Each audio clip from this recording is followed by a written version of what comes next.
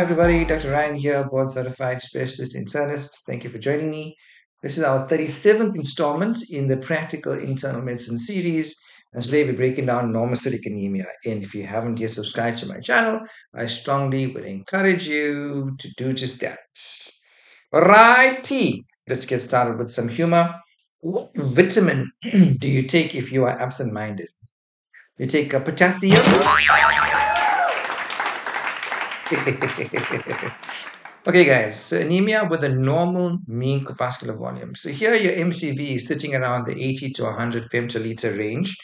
Okay, and the way we certify this is by thinking, do we have concomitant decreased white blood cells or do we have normal or even increased white cells? So decreased white cells means that either you're dealing with decreased or normal reticulocytosis or increased reticulocytosis. So if increased reticulocytosis, think about, is there increased destruction of my red cells with primary hypersplenism, or it could be secondary to things like rheumatoid arthritis, which will cause Felty's syndrome, which causes splenomegaly and hypersplenism.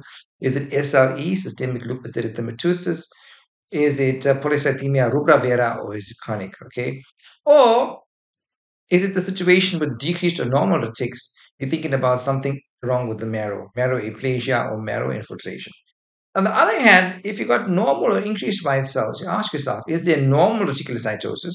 In which case, you're thinking about renal failure, anemia of chronic disease, cancer, hypothyroidism, pregnancy, early iron deficiency. Or is there a situation with this increased reticulocytosis where the bone marrow is trying to compensate by increasing red cell production? Then you look at the characteristics of the red cells on microscopy.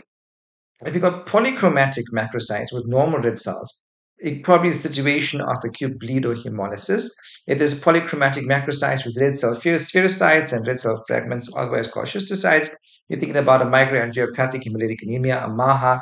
And you know the hallmark MAHAs is DIC, disseminated intravascular coagulation, TTP, thrombotic thrombocytopenic purpura, okay, among others. Okay, there's a whole bunch of them. And then abnormal red cells in the way of sickle cells, the target cells, thinking about hemoglobinopathy. Okay, so practically now, if you establish your patient has normocytic anemia and the retic count is less than 2.5%, okay, is it a leukoerythroblastic picture or is it a hyperproliferative state? Those are addressed in other algorithms. Is it an isolated anemia? And if you have a very low retic count, consider red cell aplasia. And the things which contribute to red cell aplasia, guys, lamivudine is one of the ARVs which are otherwise safe but is linked with red cell aplasia, as well as parvovirus B19, because that causes arrest at the pro-normoblast phase of erythropoiesis. Right? If the retic count is not low, so if it's normal, then you're looking at, is there renal impairment or hypercalcemia? If yes, CKD. Now, how does CKD drive anemia? Well, you knew the story, guys. Diminished erythropoietin, EPO, is the hormone which causes the marrow to produce more red cells. Don't forget, patients with CKD also get uremic gastritis, and they can bleed from there, giving you a long-standing kind of grumbling anemia, or myeloma as well. So if there's no renal impairment, hypercalcemia, I think, is it early iron deficiency? Is it anemia of chronic disease? Is idiopathic? And remember, we said iron deficiency, guys. Ferritin is the storage protein for iron, the most sensitive one for iron deficiency. But if you have inflammation of any sort, then ferritin goes up because it's an acute phase reactant. Then you look at the transferrin saturation percent or the TIBC.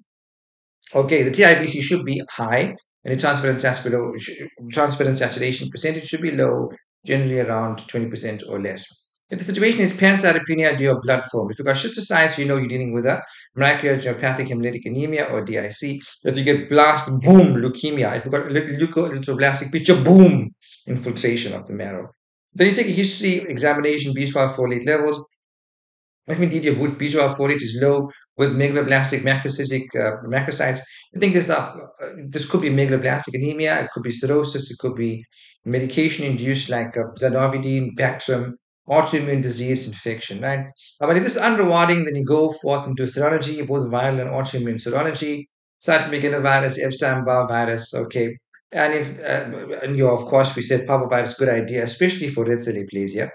And if you're underwater, then just go ahead and do a bone marrow aspiration and trophine, in which case you may find the patient has aplastic anemia, myelodysplastic syndrome, or myelofibrosis. There you have it, guys. Really important for us to forgive. And the next few videos, we'll be talking about the theme of forgiveness. 2 Chronicles 7:14 says, I know many of you probably know this by heart. If my people who are called by my name will, number one, humble themselves, number two, turn from their wicked ways, number three, pray and seek my face, then God says he will do three things. He will hear from heaven, number one, forgive their sins, number two, heal the land. Number three, it's very important for us to be humble, to humble ourselves, and then to be honest, to acknowledge our sin before God.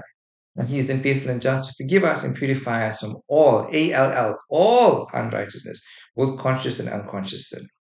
Have a great day, everybody. Here are my references. I'll see you soon. God bless.